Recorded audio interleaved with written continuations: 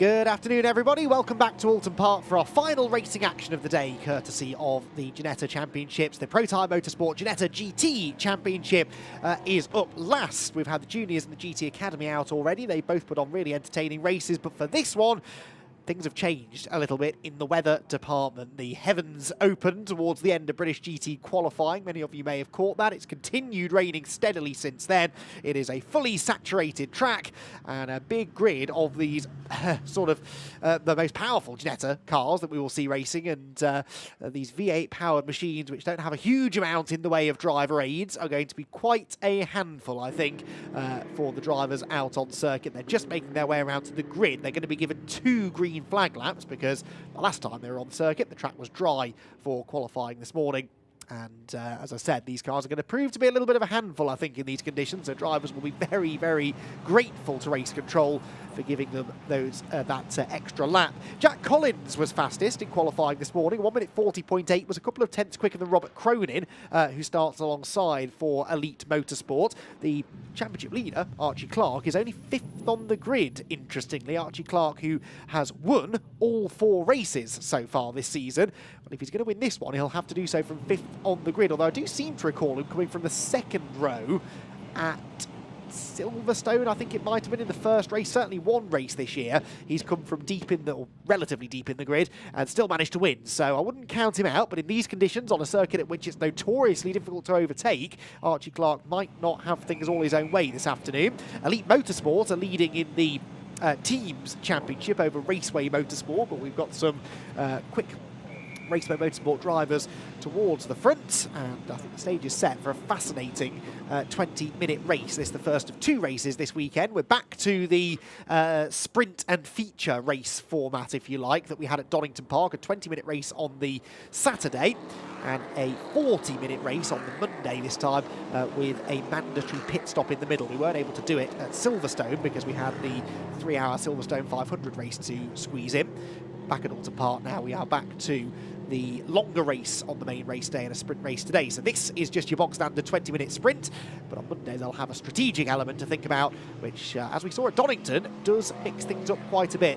So we're getting our first proper look then at the conditions out on circuit. It is wet, but there isn't a huge amount of standing water. It's the drainage system here at Oulton Park has improved significantly over the last decade or so. So significant standing water around the circuit is not really that common these days. That being said, it's still going to be treacherous, and it's going to be the first job, I think, to try and find out which line has the most grip. Usually it's off the traditional racing line where you'll see the cars running, particularly in the early stages. Jack Collins then, as I said, pole position for E3 Sport. Robert Cronin alongside in the Elite Motorsport car. Robert 3rd in the championship, so the highest placed, if you like, in the championship front runners. Cameron Pratt-Thompson and Mackenzie Douglas are together on row number 2. Mackenzie Douglas returning once again this weekend, with Archie Clark the points leader and Hadley Simpson sharing row number 3. 4th row, Harry Gamble and Nick White. Nick White is 2nd in the championship and well down the grid in 8th, ahead of Ali Jafali and Alex Duncan to complete row number 5. 6th row will be Luke Shaw and Mike Taylor. The 7th row for Connor Garlick. He's a lot further back than you'd expect him to be, with James Townsend alongside on row 7. Row 8, Dominic Paul and Emma Tomlinson for DTO Motorsport. Colin White down in 17th ahead of James Rowling. Amy Tomlinson, who brings up the rear in the number 11 car. I think that's a new livery for Amy this weekend in the Raceway Motorsport machine. So as I said, 4 races in, we've had 4 victories for Archie Clark, but none of them have been easy victories, I will say that. He's often had overtaking to do. At the very least, he's had some defending to do to keep hold of the race lead. And this time around, of course, he's coming from 5th on the grid. So this, if he wins it, would be his biggest win of the year so far, I would say. We've got Nick White 2nd in the championship, only 8th on the grid, and as I said, Robert Cronin starting on the front row, 3rd in the points. Now, we're not yet calculating dropped scores. Drivers could drop there. I think it's 2 worst finishes of the season. We'll worry about that more in the second half of the season, but we are actually going to be marking the halfway point of the year on Monday afternoon. That 40-minute feature race on Monday will be the 6th of 12 races this year, so we are very rapidly getting through the season. They obviously don't have as many races as the Academy and Junior Championships, and they're missing one of the rounds later this year, so we'll next see them out at Snetterton. That will be much later on in the year. That's, well, 12th, 13th of July, then the middle of August at Brands Hatch, and then October, a big wait for their last round at Donington Park. So, actually, really important weekend this, the third of 6 events. And if Robert Cronin is going to really start to put himself into the picture for the championship, in fact, if anyone is going to have a shot at beating Archie Clark, they need to try and take some points out of him this weekend. Although, remember, with those drop scores to be calculated, still Archie Clark's going to be dropping a lot more points. So, similar situation really to Rocco Coronel's in Ginetta Juniors, where he's dropping a lot more points because he's won almost every race. Archie Clark has won every race so far, but maybe this result will become a drop score for him. It takes a bit of pressure off Archie, I suppose, knowing that he's got those drop scores still to fall back upon. He has a bad result today, then it's not the end of the world, I suppose. There is Luke Shaw heading through, the number 21 car, Raceway Motorsport again. Like I said, Raceway 25 points adrift of Elite Motorsport in the Teams Championship. And we've got a couple of Raceway cars towards the front. It is E3 Sport, though, on pole. Now, they have already celebrated a win in the Ginetta GT Academy, courtesy of Jamie Cordell. And now it is down to Jack Collins to try and claim what would be his first win in the championship. Luke Shaw, meanwhile, we're following him heading up and over Clay Hill. As he came down through Cascades, he gives a wave to his fan club, who are obviously camped up at the side of the road. And Luke Shaw, well aware that he's got some people out there cheering him on, and they'll be hoping that their support will spur him onwards from 11th on the grid. That's further down than Luke Shaw normally would be. So, yeah, he could do with all of the support that he can get. Right then, they've had their 2 laps. They hopefully have figured out the conditions, and they've got 20 minutes of racing now. This could be a real voyage into the unknown. The red and black car is the E3 Sport car of Jack Collins on pole. Robert Cronin alongside him on that front row, the yellow and black, the proper sort of elite colours, red and black.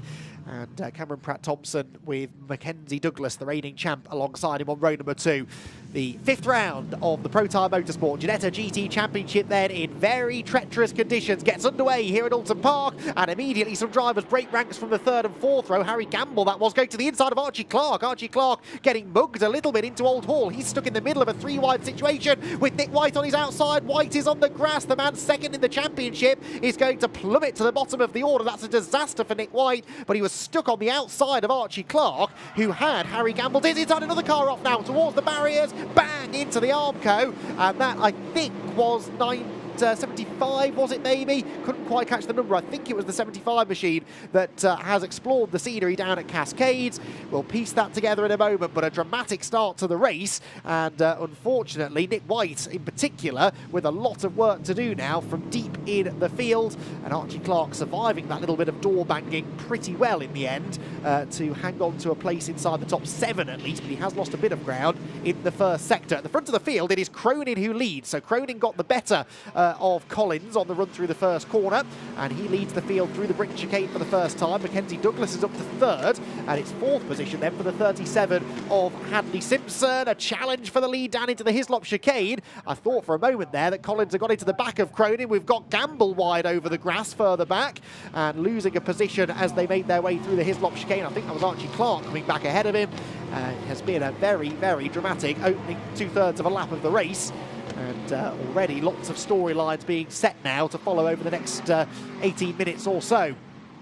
Towards Druids they go then. Cronin not getting away out in front. Nick White we caught a glimpse of there. Look at the top of shot. Nick White turning his way through. And Nick all the way down in 15th position then as they come towards the conclusion of lap 1. Cronin leading. Oh, more contact for Gamble, and that was that. Oh, that's the championship leader. Broken rear suspension on Archie Clark's car. The championship leader is out of the race. Surely he's pointing the wrong way in the middle of Lodge Corner, but I think the rear suspension was damaged after that collision with Harry Gamble, and that's the second time those two have traded paint on this opening lap. That is major drama for the championship. I know he's got those drop scores to fall back on, but this will be a very uncharacteristic non-finish. You can see the left rear corner. It is damaged, and he's going to do really well to get the car back to the pit lane. I don't think we'll see it back out in this race though, and the championship leader is out of race 1 here at Oulton Park, and that is always the peril of qualifying down the order. 5th place was not a disastrous effort in qualifying, but in these conditions you're just far more likely to be involved in something in the early stages if you're starting out of position. The safety car is being scrambled. This, I guess, is for the car that's off down at Cascades. I think it was the 33 maybe of Taylor. There's the 75, so that's James rolling in, so it wasn't him who went off down at Cascades. The 2 cars we haven't had through are the number 7 of Connor Garlick and the number 33 of Mike Taylor. They're the 2 who haven't made it round. There is Archie Clark's car though, and the team, I think, telling him the bad news. His day is done, and that is a major drama in the championship. How significant could that prove to be when we get to the end of the year at Donington Park? Yes, the drop score will save him on this occasion, but you really don't want to be notching up too many of those drop scores at this point in the season. There is Garlick, so he's off at Britain's, I think that is. There's no obvious damage on the right-hand side of the car, but there may be something on the left. The position that he's pulled off in, or gone off in, sort of suggests that that's mechanical rather than incident-related, but we'll wait and see if we can piece that together. And so, by process of elimination, I'm going to suggest that it was Mike Taylor who went off at Cascades, because he's the only one that is not accounted for yet. So, quite a lot to unpack after that first lap of racing. We can take a little look back, I think, at some of the action that has occurred in the first lap of this dramatic 5th round of the championship in the Protyre Motorsport Ginetta GT Championship. It is Robert Cronin who leads. But an awful lot happened behind that leading group. This was the start then, so a good start made by Cronin. Obviously, he ends up getting the lead here in the yellow and black car, but the real action was taking place behind him, in particular with Harry Gamble. He's the yellow and black car that goes to the inside of Archie Clark, and Archie just sort of runs lazily over into the side of Nick White's car. White ends up on the grass. Cronin's already wriggled round the outside for the race lead, and then keep an eye in the midfield somewhere. We're going to get a car that gets spat out of line. There it goes, and yes, it is the 33, isn't it, of Mike Taylor, heavily into the Armco and into the Recticel barriers as well. This was at Britain's, and this is Nick White coming back through. Oh, what a spin right in front of him, and that was that 75 machine of James Rolling. And then down at Lodge, well, that's really unfortunate. Gamble was going to the outside of Archie Clark, and I think they both were looking for the grippier side of the road. Neither of them wanted to be on the racing line, so there was a little bit of a squeeze in the braking zone, and that ultimately is what led to the little bit of wheel banging. And these are usually very sturdy cars, these Ginetta G56s. It takes a lot to do proper damage to them, but they just touched at exactly the wrong point. The wheels met, and as they're both rotating very quickly, they caught on each other, and it's just broken the suspension. Gamble seems to have got away with it. At least he's still running, but unfortunately Archie Clark's race is over. Right then, that was dramatic. We've still got 14 minutes and 20 seconds to go. Robert Cronin leads. It is Jack Collins in 2nd position, Mackenzie Douglas 3rd, Hadley Simpson 4th, and 5th place for Harry Gamble. Quite how he's in 5th after the various dramas that he was involved in on that first lap, I don't know. 6th place for Cameron Pratt-Thompson. He's fallen down from 3rd on the grid. 7th, Luke Shaw. Luke Shaw leads in the Pro-Am category, except on, sorry, the AM category, I beg your pardon. And Ali Jafali is 2nd in the AM class. Harry Gamble, by the way, leads in Pro-Am, up in 5th position overall, quite comfortably ahead of the 27 machine of Alex Duncan, who is 9th overall and 2nd in Pro-Am. And the top 10 completed then by Dominic Paul in the Triple M Motorsport car. He is another of the AM drivers. Safety car looks as though it's heading for the pit lane. The rain is really coming down now, the heaviest that it's been all afternoon, I would say. And so the conditions aren't going to be any better than they were the last time the field headed down into Old Hall Corner at full speed. At least this time they're doing it from a single file restart as opposed to a 2x2 rolling race start. Robert Cronin looking to try and get his head down here. He's going to go early, but in fairness, Jack Collins has sort of gone with him, so this will all come down to who gets the better run through Lodge and across the line, and I think that will be Cronin because Collins just carried a bit too much speed in there, slithered wide over the curb and lost some traction heading for the line. So across the line they go. Cronin the leader, Collins 2nd, Douglas 3rd, and it is Hadley Simpson in 4th position. All tipped their way into Old Hall. It wasn't a good restart for Luke Shaw, was it? So Ali Jafali's right behind him now. They're the top 2 in the AM class, remember. So that's a battle to watch out for. 7th place overall. Here they come. Luke Shaw narrowly ahead of Jafali.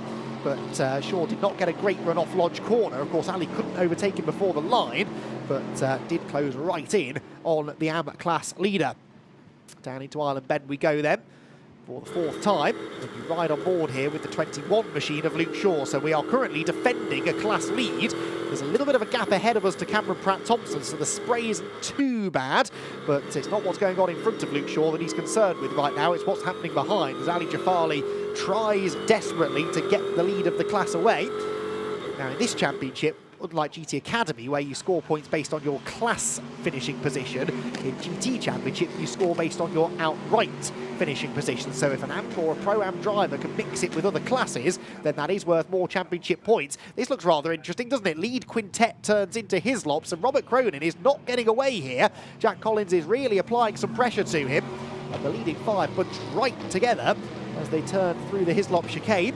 There's Nick White, meanwhile. Nick White, the 57 car, coming through just ahead of Emma Tomlinson. So Nick White is only 13th. And to my previous point about scoring points based on outright finishing positions, Nick is third in class, but will not score third place points. He's got to try and get further up the order than that, because he's at the moment losing a whole chunk of points to some of his title rivals. Not Archie Clark, of course, he's out of the race, but Robert Cronin, third in the championship, is your race leader at Lodge Corner. They come down through the dip, up and over Deers Leap. And Robert Cronin, by what, a couple of car lengths, if that, leads the way over Jack Collins, who was quicker than him in qualifying by a couple of tenths of a second. But that was in very, very different conditions to these. Oh, very wide for Simpson. He couldn't quite get the car turned in. That opens the door for Harry Gamble. And Harry Gamble for fourth position, I think, is going to get that job done through the right-hand kink of Denton's. No, Simpson stands his ground, keeps the inside line for Cascades, but the grip should be on the outside line, you would imagine. And Harry Gamble does go through, does he? Yes, just about. Chops across the nose of Hadley Simpson, and that was good opportunistic driving from Gamble. Simpson, I don't know whether he snatched a break or just had a bit of understeer as he turned into Old Hall. He drifted wide over the curb, and that was all the invitation in the end that Harry Gamble needed. So Gamble to fourth. He's got the fastest lap as well, 1:53.2. And Harry Gamble, who started this race down in seventh position, could still be a contender for a podium place. Out of Shell they head through the Britain chicane. He's already closing in on Mackenzie Douglas ahead. So Gamble, I think, is the one who's got the pace in these conditions. They will have had a little bit of warning that the weather was coming. It started raining probably about an hour ago, so they would have had a good idea this was going to be a good race. The point I'm building towards is that they have at least been able to bolt wet setups onto these cars, you would imagine. Whether it's a full wet setup will come down to how heavy they thought the rain was going to be, but there will be those teams who have maybe got the setup slightly better than others. There'll be drivers who, of course, are more comfortable in these conditions than others, and it seems to me that Jack Collins is just as comfortable in the wet as he was in the dry this morning. He's really hassling Robert Cronin as we head towards probably the best overtaking opportunity on the circuit. Is there a gap on the inside? There isn't really. Cronin was in the middle of the road. Is he going to get the car stopped, though? He was really squirming around in the braking zone. As there, look, our fourth place man, Harry Gamble, is already trying to turn fourth place into third. He's had a good run out of Lodge Corner. There he is, look, he's to the inside of Mackenzie Douglas, and this is going to be for the second position gained in less than a lap. Harry Gamble is a man on a mission. He's set another new fastest lap, and he's into the podium places. Jack Collins will be further spurred on by this. He wants to try and get on with this move for the lead before Gamble arrives on his tail. He tried it through Denton's, but Robert Cronin just about managed to hold on to the advantage. This is terrific racing, though, in very tricky conditions, it's got to be said. And this is hugely competitive stuff from the Ginetta GT Championship drivers, with just over a third of the race still to go. So Cronin with the narrowest of advantages, but I don't think it'll be long before Gamble is on their tail. In fact, he already is, look. Harry Gamble's already with them as they head through Shell. There you can see the progression over the last few laps. 4 tenths quicker on lap 3, a tenth quicker on lap 4, 4 tenths quicker on lap 5, but he's been overtaking people in the meantime. So if he ever gets into the lead, I think that'll be the last we see of him, really, the speed that Gamble's got. Bit of a slide there for Collins through the Britain chicane. Is that going to give Gamble the momentum that he wants over the hill? I think it might have done. Collins, really for the first time now, is having to defend second place rather than focusing on attacking for the lead. And so Gamble will love seeing that. He's had a neater line through Hislops, tips into the Knickerbrook corner. And they're absolutely locked together now as they head over Clay Hill for the 6th time of asking. It was a purple first sector for Gamble, a purple middle sector as well. He's running rings around the rest of them, but these last 2 overtakes are undoubtedly going to be the 2 toughest overtakes he's had to make so far. would appear, wouldn't it, then, that that skirmish that he had with Archie Clark down here at Lodge Corner on the opening lap has left that, that number 23 car undamaged, because he's clearly the fastest car on circuit. He's leading in Pro-Am, but he's not really interested in that right now. He's going for second place overall. That was a mistake for Collins. Ran a bit wide over the exit curb. I thought Gamble might be able to get alongside, but actually Gamble hadn't had a brilliant run through Lodge, and so they end up in the same positions as they turn through Old Hall. Another new fastest lap for Gamble.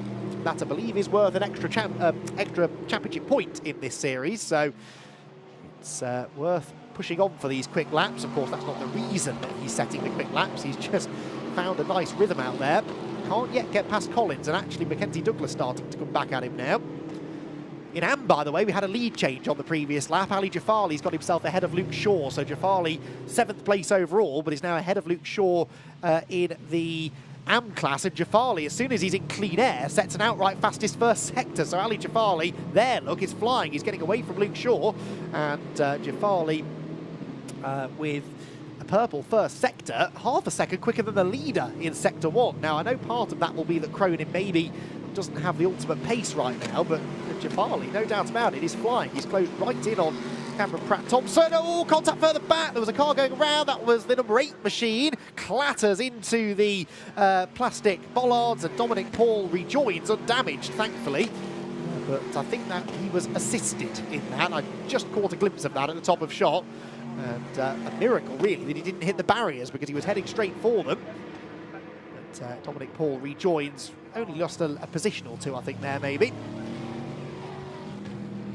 Leaders through Druids, ticking toward the final 5 minutes. Now, the Harry Gamble charge has hit a bit of a brick wall here, hasn't it, in the shape of Jack Collins. There's no doubt that Gamble is quick, but he's just not been able to get through the defences of the number 12 machine yet.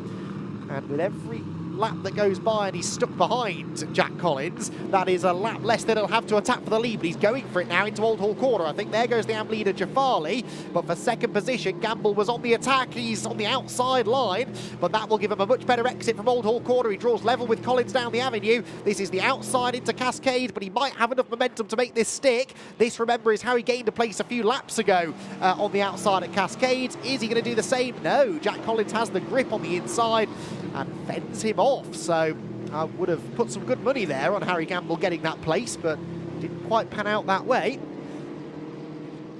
And so now, as they head around Island Bend towards Shell, Gamble has to regroup and rethink his attack. Jack Collins, very impressive drive this, I have to say. I know a lot of the attention's been on the man who's putting the pressure on him, but Jack Collins has been has not really made a mistake apart from the very start of the race, and you can't even say that was a mistake, really. He was on the inside line into Old Hall Corner. Normally that's the place to be, but in the wet the grip is on the outside, and so Robert Cronin was able to use that to his advantage and swept through.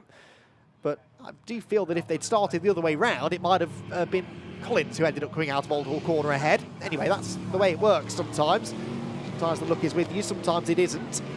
Collins since then has driven exemplary to keep hold of second place, but maybe his challenge for the race win fading now. Ali Jafali, by the way, has now taken the fastest lap of the race, 151.4, 8/10 quicker than the race leader that time, and Cronin did his personal best. So Jafali is revelling in these conditions. And I do recall just over a year ago when we last raced at, well, when Ali Jafali last raced at Oulton Park, he had a number of rotations in these sort of conditions, including one here at Lodge Corner that I remember. He did not look at home in the wet, and yet here this afternoon, he's by far the fastest driver on track in these conditions. So huge, huge shout out to Ali Jafali, one of the most improved drivers on the grid, that is for sure. Right, second place battle heads through down the avenue, and Harry Gamble maybe now having to just lower his expectations. The race win might be out of reach. It's going to require, I think, all of his efforts over the final couple of laps just to get into second place, the way that Jack Collins is defending. To Ireland they go, tipping it in. It looks like Collins is starting to find a bit of confidence now, maybe. Just gapping Gamble through the first sector by about 0.3 of a second. There is Jafali. Ali Jafali, again, though, having caught up to Hadley Simpson and Cameron Pratt-Thompson, hasn't really been able to do anything with them. He will be content with the fact that he's leading the Am class, but as I said earlier on, if he can gain a couple more places, that's a few more championship points. Even though they are pro drivers ahead of him, it's still worth going for it if the opportunity presents itself. Leading trio dropped down through the Hislop chicane. Lead gap went up fractionally, 100th of a second or so in Sector 1. Looks like it's maybe come down ever so slightly in Sector 2, though. This gap couldn't come down much more, could it, though? Because Cameron Pratt-Thompson's all over Hadley Simpson, and Ali Jafari waiting in the wings if those two get together. It's a purple middle sector for Gamble, actually, and both he and Collins were quicker than Cronin through Sector 2. It was a personal best for all three, so Cronin's not going any slower than he has before, but the two behind him were a bit quicker through that mid part of the lap. We're going to be starting, though, the final lap this time around, so one more time around the 2.7 mile Oulton Park International Circuit, and here comes another challenge from Gamble. Has he got an overlap to the inside into Old Hall Corner? I think he might have done. No, Jack Collins again gets over to the inside line, and once more there's a rub as around the outside tried to go Gamble. That's almost reminiscent of what happened between him and Archie Clark. They survive this time. They're side by side again down the avenue. The outside line belongs to the number 23 machine. He's really going to try and stick it in there this time to get the momentum off the corner. He's over the curb. He's wide. He's sideways. Loses momentum. Without that slide, he might have made the move stick, but Jack Collins is very much still there. They bang doors for a second time in as many corners, and Harry Gamble still keeps on coming. He's on the wetter side of the road, but that was worth the risk because it gave him the inside line into Shell, and Harry Gamble goes through. My word, did he have to fight for that. That was a brilliant bit of racing between the two of them, and Harry Gamble persevered and managed to make the move stick. He had a sort of dress rehearsal of that a lap earlier and really fully committed to the outside line at Cascades that time. I thought maybe that slide over the curb would cost him, but he ultimately had the momentum, had the commitment, crucially, through Island Bend to get ahead at the next corner. Now, he's only got half a lap left. I don't think he's going to catch Robert Cronin, but we know that he was quicker than Cronin through the second half of the previous lap, so he's certainly, Cronin can't afford to relax just yet. This battle's still raging on for fifth position, sorry, Simpson, Pratt-Thompson and Jafari.